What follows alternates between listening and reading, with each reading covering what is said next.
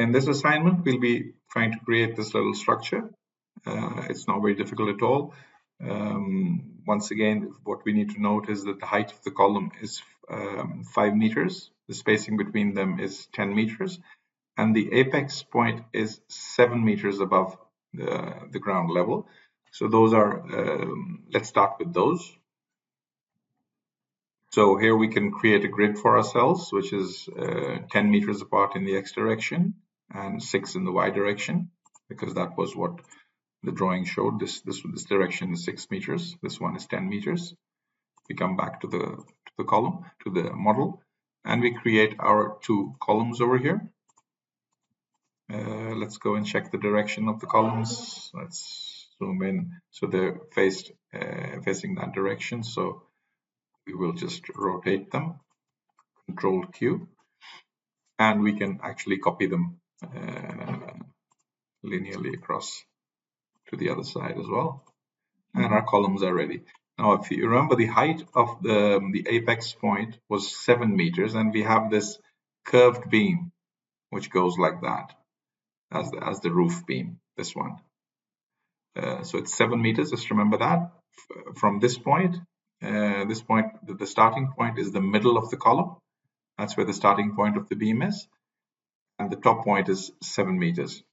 So we go back to the structure, and we come to our polybeam command over here. And we can start off by selecting this point. Then we can hover over the midpoint of the grid and press enter and say DZ 7000, because we know the apex point passes through 7 meters. And then we finish it off by selecting this point. It continues to ask for more points. We just right click to finish it. Right now it's a polybeam which looks like this, but we need to give this the rounding chamfer. So what we do is we select the beam. We select this point over here, which is the chamfer point. We select that. When we select it, this direct on-screen editing window opens, and this is the chamfer button. And we can go in and select type 4, which basically will then create a circle which passes through this point and the 2 neighboring points. So it's going to be like that. So let's just say apply, and there we go. So we have this beam now, which is passing through the apex point of 7000 and also through the middle of the two columns. Once we're happy with that, we can just say copy linear. The 6000 can remain, and we can click on the copy button, and there we have it. Now let's get back to the drawing and try to see what information we have regarding the purlins. So the purlins are UNP 120 as shown. Another information which we note over here is that this outer line of the roof, of the curved roof beam, has a radius of 7,250. Just keep that in mind. It's the outer line, because the arrow is pointing at the top line, the top of the flange. So that's 7,250. So that's a bit more than this 7,000. So that means the center of this circle is about 250 millimeters below this point, somewhere over here. And the purlins, like I said, are UNP 120, and they're spaced with an equal spacing of 950 in such a way that whatever is left at the start and at the end is the same. And that's going to be the tricky part, which we'll need to do a few calculations to achieve. So one way to go about doing this is to use construction circles, and then we can divide those circles with points or with distances, depending on what we need. So what I'll do is over here, we can go to the edit menu and go to my construction circle with 3 points command. I'll select the first point as this top point, the second point as, which is, if you remember, it was 7,000 from the base. So I'll just hover over this point and say EZ 7,000. That's the top point. Then I can click on the other point on the other side, making sure I'm snapping to the definition point. And when I do that, a construction circle is created. Now, initially it's created with, in the background, the calculations are always exact, but the drawing on the screen is divided into slices, and by default that is 32 slices. If you want, you can make this a bigger number, just to see a more accurate circle rather than 32 slices only. But once you've done that, then what you would need to do is find those points where the purlins would be placed. What I would do at this point is select this circle and copy it to the other side as well. And then we will divide both of them like that. So we've got two circles now. And then we will go back to the drawing to see what the exact requirement was. Now, if you remember, it was the distance was 950, but these distances were not specified, whatever is left at the end and at the start. What we do know is that in the middle, we can see over here, there is no purlin exactly in the middle. So it's easy to get to this point because this is on the quadrant of the circle. And we know that there'll be a purlin 475 arc length on the left and 475 arc length on the right from this middle point, because that's the half of 950. So if we were to find this point first, and then we could find all the other points by using the arc lengths of 475 and then 950, 950, 950 5 times in one direction and the same in the opposite direction. That would be a good strategy to find out the points of the purlins. So to do that, first we need that point at the top. And what we can do is we need to first find out what the where the starting point, with these circles, you don't really know where exactly the coordinate system is. So a good idea is to first create a intersection point over here somewhere. So let's do that. Let's create a point, which is just click on that and say dx 8000, just a number like that. So this is we know that this is along this line, the middle line of the circle. That we know that direction. Now, once we know we've got a point which is along the 0 line. Now, what I'll do is I'll select these two circles and right-click and say lines and circles divide to points. And what I'll do is I'll divide by an angle. By an angle of so if I say so you can do this with trial and error. But if I say 0 degrees, I'll find out where the 0 degrees according to this point, basically, this definition point. So what I'll do is, if I say create, it asks for a point, and I'll show it this point. And when I do that, you see that these 2 points are created on the circle at an angle of 0 degrees from that point. So that's useful for me because I now know that these points are at the 0 point of the circle. What I can do now is, because I want the top point, which is the one I'm interested in, let's try minus 90. Maybe it's 90. We'll do it by trial and error. We just say create again, and we say minus 90 from the same point. And yeah, we get, so minus 90 was correct. If it wasn't, then I would have to try plus 90. But you can see over here that we've got this point and this point now, which is basically the exact apex of the circles. So we have those 2 points as well. And now that we have that, we can, instead of dividing it by an angle, we can divide it by distance. And if you remember, if you go back to the drawing, from the middle, it was 475, and then 950, 950, 950, 950, 5 times 950, and 475 once. So if we come back over here, we can enter, let's zoom in a bit so we can see.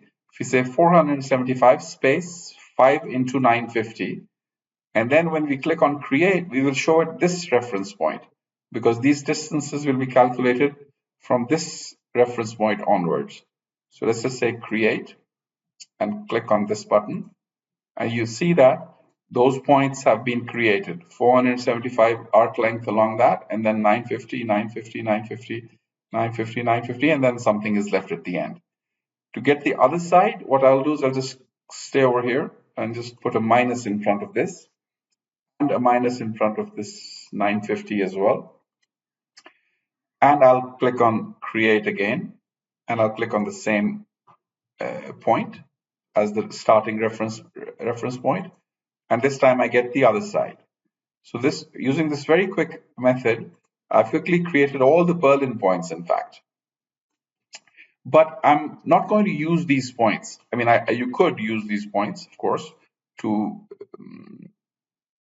go into your purlin command and then just go like that, for example, and then basically find the rotation angle which needed to be. But because this is a perfect circle, it would be difficult in a normal linearly inclined slope roof. You can just put your work plane over there and then make the angle 0 or something. But if it's a perfect circle, you have a better way of doing this. And that way would be that you actually create your purlin. You create this one purlin over here at the 0 point of those circles. Let me just go and zoom in and show you what it looks like. Let me. So let's just do it like this. Yeah, I think this is the correct orientation, and yeah, we can change this all later as well. But I've basically created a purlin which is at the 0 point of the circle. Let me look at it from the side. Yeah, it's along the circle. It's at the 0 point, and its base is touching this point. This is the 0 line. So this is a starting point for me. And now what I'll do is I'll measure these angles. The angle from here to here to that first purlin. So to do that, if I say measure angle from here to here, and then to this point over here, if you notice, that angle is 48.70752 degrees. 48.70752. I'll just take a note of that. And the next thing I'll do is I'll measure the angle between the purlins as well. Because that angle will be the same, because the distance is 950. So I'll just click on this point, select this point as the first point, and then select the second purlin point. And this will be my angle between the purlins, 7.50772. I'll make a mental note of, or I'll just write it down somewhere, because I'll be needing these numbers. Then I right click, interrupt, and I select this purlin, and I go to my copy rotate command. And I will need to rotate this purlin along the center of this circle. So what I will need is, I'll need this point. This is the center of the circle. And then I'll need a point which is perpendicular to the circle. So I can just hover over this one. And since this is the negative y direction, I can hover over this one and say dy minus 100, any number basically. So it shows me the axis of rotation. The purlin, this purlin will be rotated around this axis. That's the key thing. And if you remember, the angle which we measured was 48.70752. Let's write that down, 48.70752 degrees. This will be from here to the first purlin. So if I just say run, my purlin will arrive at its destination. I can zoom in and see if it's correctly oriented. And I can see that it is correctly oriented. See, this is the advantage of using a circular rotate command on a perfect circle, that rather than having to set my work plane to the exact tangent point at this point, and then changing the rotation angle to 0, which will never be accurate because you don't know the exact tangent point at this point. It's a better idea to create a purlin at 0 degrees and then rotate it to whatever the desired number is. Once I've got my first purlin in there, what I can do is, I knew the other angle, which was the angle between purlins, between every purlin, it was 7.50772 degrees. I've written it down. So I can go in and copy special, say rotate, and this time I don't need to specify because it's already there. I can zoom in and see the axis of rotation. And just change this number, this rotation angle to 7.50772 degrees. How many copies do I need this time? So there'll be 1, 2, 3, 4, 5, 6. We'll jump over the middle one. 7, 8, 9, 10, and 11 copies. And then we'll have some distance left at the end. So we'll just say 11 copies over here at an angle of 7.50. And we just say run. And we'll get our purlins at the exact locations and also with the exact orientations. Now, all the purlins needed to be UNP 120 as far as I remember. So maybe they already are. UNP 120. We just changed the section. Yeah, they probably already were UNP 120. And then we remember, if you go back to the assignment, we see that the purlins on the right side are pointing downwards, whereas the purlins on the left side are pointing towards the left, and the ones on the right are pointing towards the right, and the ones on the left are pointing towards the left. You can see the orientation changes in the middle. These ones are pointing towards the right, and these ones are pointing towards the left. In our situation, the initial purlins are correct. So these ones are pointing towards the right, but as we get once we cross the middle, since we've just copied them, the other ones are incorrect. So what we'll need to do is what we can easily do is we can just go like that. Press enter, go to profiles, only select the purlins like that. So now we've got only the purlins selected, and what we can do is we can press Control Q twice to bring it to the other direction, and then press Control W once to make sure that the orientation is also now at the definition point and pointing in the other direction. So that basically very neatly and very quickly gets the job done. Now you can see that the purlins on the right are pointing in the right direction, and the purlins on the left are pointing in the left direction. So there we go. We have our purlins, and between each purlins, it's 950 millimeters, and the distance at the end, whatever it is left, we can measure this distance from here to here. It's about 292.32. This should be the same at the other side as well. There you go, 292.32, the linear distance, and obviously the the arc length would also be the same. So a bit tricky, but once you get to use these circles, and you can delete this one, which we just only use to create a starter purlin and then copy it, and then once we're done with the copying, we can delete that. So the exercise in this case was basically the ability to use construction circles and then divide them using points and angles, so that you get the geometry which you're after.